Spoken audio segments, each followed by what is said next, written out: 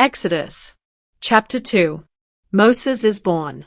A man from the Levi tribe married a woman from the same tribe, and she later had a baby boy. He was a beautiful child, and she kept him inside for 3 months. But when she could no longer keep him hidden, she made a basket out of reeds and covered it with tar. She put him in the basket and placed it in the tall grass along the edge of the Nile River.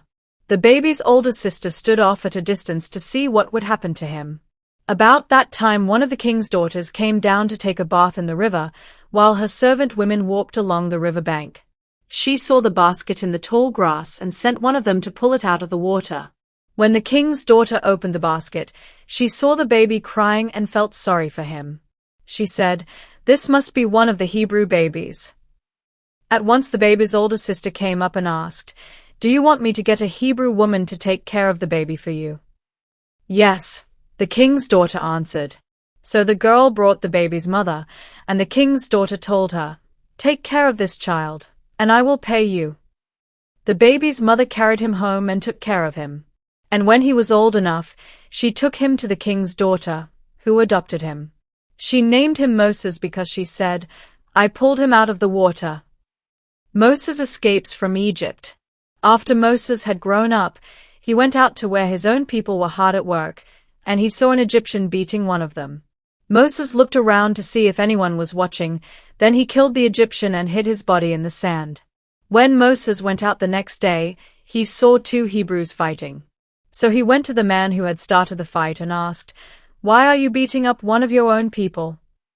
The man answered, "Who put you in charge of us and made you our judge?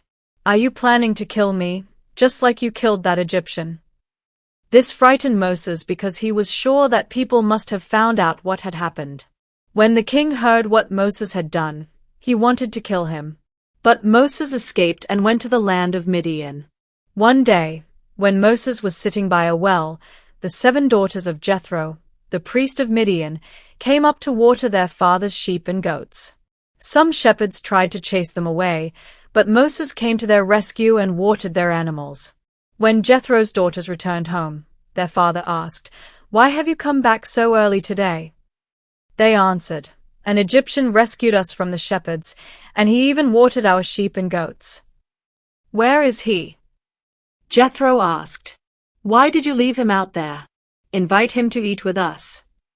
Moses agreed to stay on with Jethro, who later let his daughter Zipporah marry Moses.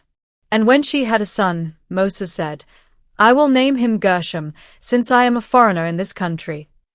After the death of the king of Egypt, the Israelites still complained because they were forced to be slaves. They cried out for help, and God heard their loud cries. He did not forget the promise he had made to Abraham, Isaac, and Jacob, and because he knew what was happening to his people, he felt sorry for them.